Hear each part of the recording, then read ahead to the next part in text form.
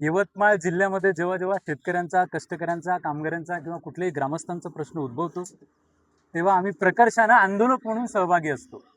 मग तो कुणीही असो, कुठल्या कम्युनिटीचा असो, कुठल्या जाती धर्माचा असो, हा आमचा विषय नसतो.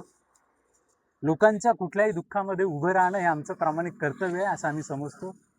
म्हणूनच शेतकरी मुवमेंट यवतमाळ यांच्या माध्यमातून यवतमाळ जिल्ह्यातील प्रत्येकच ग्रामीण भागातील शेतकऱ्यांचा, कामगारांचा प्रश्न निर्माण झाल्यानंतर त्या प्रश्नासाठी पाठपुरावा करणं हे आमचं प्रामाणिक कर्तव्य आहे असं आम्ही समजतो. आमचे सहकारी मित्र कृष्णाभाऊ असतील, हुस्नाके, माननीय सचिनदादा मनवर असतील, विनायकजी देवळे असतील, आम्ही सर्वच लोक आणि आज ही सर्व ग्रामस्थ आपल्या यवतमाळ शहरापासून हाकेच्या अंतरावरती असलेलं हे उद्योगनगर परिसर जो MIDC लोहारा परिसराला अटॅच आहे आणि यवतमाळ नगरपालिकेचा प्रभाग क्रमांक 9 याला अटॅच येतो. आणि या लोकांचा प्रश्न साधा आणि सिंपल आहे. ही लोक साधारणतः गेल्या 9 वर्षापासून आणि त्याच्याही अगोदरच्या कालखंडामध्ये लोकसभा असेल, विधानसभा असेल आणि जिल्हा परिषद असेल अशा विविध लोकशाही पद्धतीने होणाऱ्या निवडणुकीमध्ये सक्रिय सहभागी होतात. पण ही ग्रामस्थ अद्यापही नगर परिषदमध्ये विलीन नाहीत आणि यांची महत्त्वाची मागणी आहे की स्वतंत्र ग्रामपंचायतमध्ये ही लोक यांना स्वतंत्र ग्रामपंचायत अद्यापही मिळाली नाही.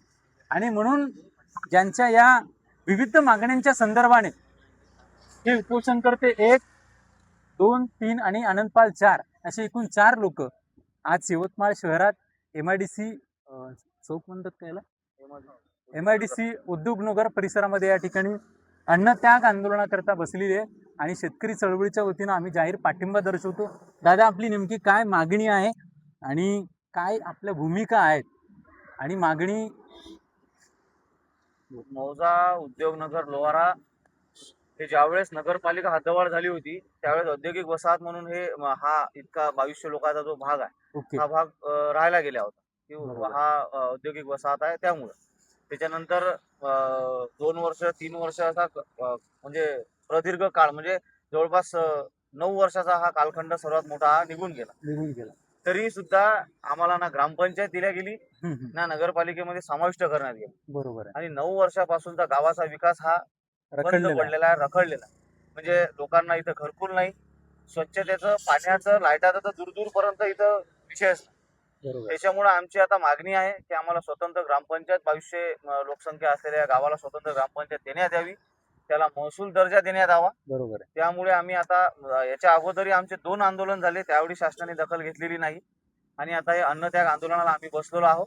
आता आमची मागणी अशी आहे की जोपर्यंत आता आम्हाला शासनाचा एखादा माणूस, एखादा अधिकारी जोपर्यंत येणार नाही, तो आम्हाला सांगणार नाही की बा ही तुमची ग्रामपंचायत या दिवसात ते होईल, ते आम्हाला काहीतरी लेखी स्वरूपात देणार नाही, तोपर्यंत आता हे बेमुदत अन्नत्याग आंदोलन आमचं या ठिकाणी चालू राहणार. उपोषणकर्ते कोण कोण? उपोषणकर्ते आहे आनंद पाल आहे, यश बारलावार, मी स्वतः आकाश सोमोसे आहे आणि देवानंद आंबेकर असे 4 आम्ही उपोषण करते आहे. आणि संपूर्ण हे युवक मंडळ जे आपण पाहून राहिलो, पूर्ण हा मंडप आपला भरून आहे आणि काही लोक रोज मजुरीवाले आहे, काही लोक बाहेर गेले आहे. रात्री तुम्ही जरी असाल तरी अजून लोक तुम्हाला दिसतील इथं आणि इतकेच लोक या ठिकाणी राहणार.